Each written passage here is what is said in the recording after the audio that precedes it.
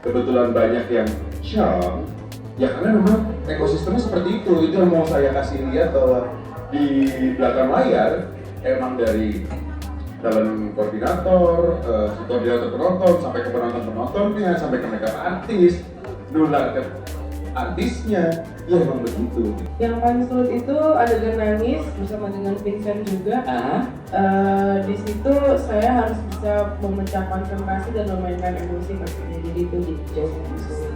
Ya, kenapa enggak kalau menjadi becak di jalanan ya kan? Yang penting halal, nggak halal ya.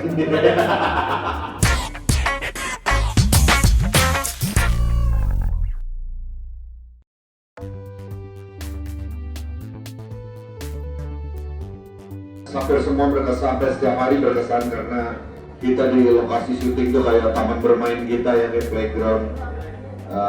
Ada Onat yang setiap hari selalu dengan kelucuannya dia. Kalau untuk scene paling saya ingat sih adalah scene di rooftop sama Hasbi. Seru banget malam hari itu di atas kota Jakarta, melihat hiruk pikuk kota Jakarta dari rooftop, sementara adegan saya sama Hasbi lumayan intens gitu. Yes, dialognya. Yang paling berkesan, ya semuanya berkesan sih. Terus yang tadinya saya pikir akan tegang pada saat syuting, ternyata tidak selama prosesnya. Yang paling sulit itu adegan nangis bersama dengan Vincent juga. Di situ saya harus bisa memecah konsentrasi dan memainkan emosi maksudnya, jadi itu jauh lebih sulit.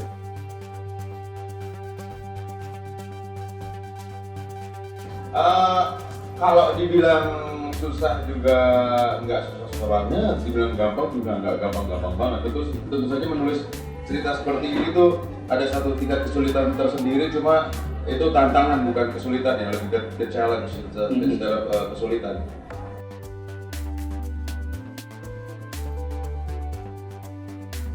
Ya kita sudah riset di hari-hari sebagai pekerja televisi.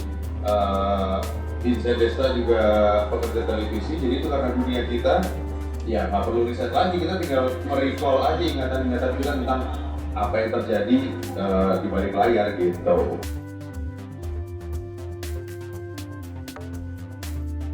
Sebenarnya, nah ada juga yang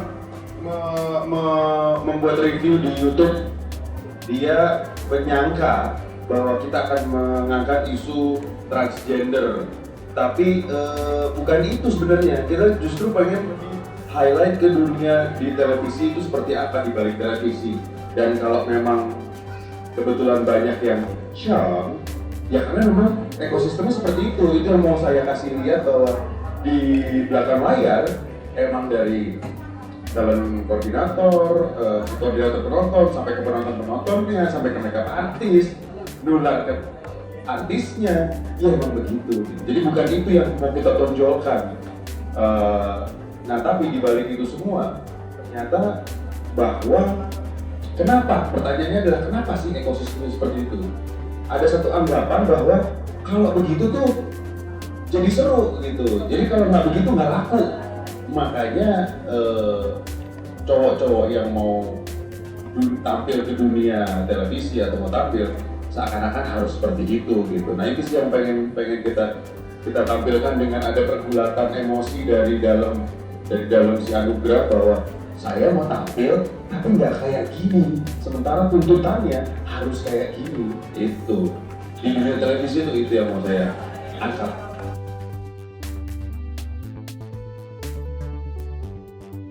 Ya, kenapa enggak kalau menjadi becak di jalanan ya kan? Yang penting halal, nggak halal ya. Mau kembali bermusik sih rencananya, mau kembali membersihkan bas-bas saya dan juga kembali ke habitat lah, istilahnya begitu.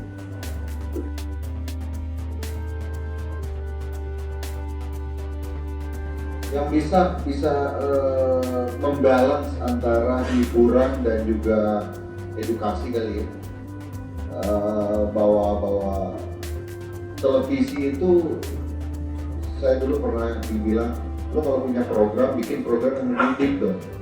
Menurut saya tidak sepenuhnya benar, karena kalau mendidik, saya rasa bukan tugas saya di televisi gitu. Mendidik mungkin tugas para guru, para orang tua di rumah, tugas kami menghibur sesuai dengan koridornya. Tapi juga pengen, secara idealisme pengen ketika orang menonton program saya, ada sesuatu yang dia dapatkan. Entah itu informasi baru, entah itu inspirasi, entah itu membuat dia menjadi orang yang jauh lebih baik gitu. Jadi kalau saya pribadi pengennya seperti itu. Idealnya adalah tetap menghibur, tapi tetap harus ada sesuatu yang didapatkan oleh penonton. Kalau menurut saya program TV itu idealnya adalah paham betul kode etik jurnalistik. Jadi, jadi tidak sembarangan ngambil konten, tidak sembarangan mengambil talent, semua ada peraturannya gitu. Dan tidak sembarangan kayak misalnya makan binatang hidup-hidup dan lain-lain. Itu semua ada di kode etik jurnalistik.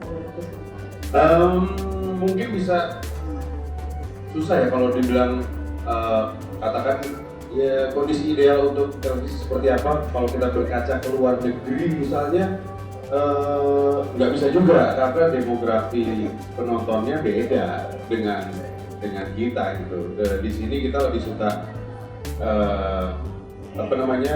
ngegosip, lebih suka gibah, lebih suka buka-buka aib orang gitu kan. Itu yang ratingnya paling tinggi gitu. Jadi kalau ideal mungkin ya itu dia tadi bahwa bisa ada balance lah antara hiburan dengan informasi yang berguna sehingga juga bisa yang nonton tuh smart gitu loh. Jadi kita yang mengarahkan nih ini tontonan yang bener tuh gini, bukan yang pada akhirnya ya kalian pada menonton itu ya udah deh kita kasih ini deh, mau nonton yang gosip ya udah kita kasih gosip, mau nonton berantem di TV ya udah kita kasih ya seharusnya sih TV bisa lebih punya pendirian untuk para penontonnya gitu sih.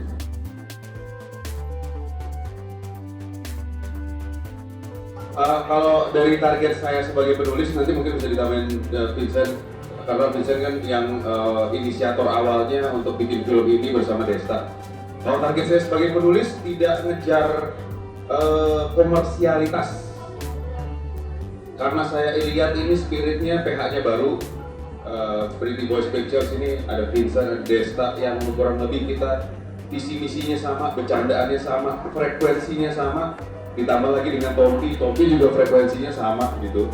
Jadi saya membawa bahwa oke, ini film minimal harus bikin orang lain nengok bahwa ada tuh anak-anak baru, ini pemain baru yang berani bikin film kayak gini gitu.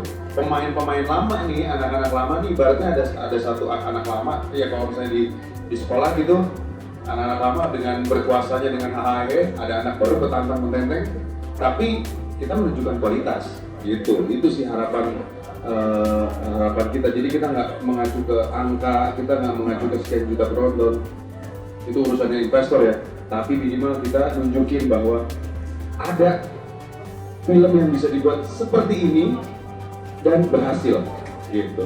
Bapak bisa? Tidak ada target apapun, sekali lagi dari awal saya sama Desta kesepakatan untuk membuat film ini. Desta bilang ini ada investor mau bikin ngasih duit lah, terserah kita mau bikin apa. Terus gue bilang ke Desta, ini beneran terserah? Iya terserah kita, idealisme kita mau suka-suka, nanti urusan penonton dan lain-lain urusan mereka. Oh ya udah deal gitu. Dan saya setuju begitu Mas bilang tadi, sebagai PH baru berani sekali mengambil sutradara baru dengan genre yang baru juga mungkin ya, yang udah pasti aja lah horor gitu. Sejelek-jeleknya mungkin balik modal gitu. Tapi kan balik lagi ke saya dan Desta, nggak pengen bikin sebuah karya karena ingin laku gitu. Laku itu adalah bonus. Yang pengen pertama adalah berkarya sebaik mungkin, berkarya sesuai dengan passion, berkarya dengan sesuatu yang kita menikmatinya ketika kita menjalani dan membuatnya itu aja.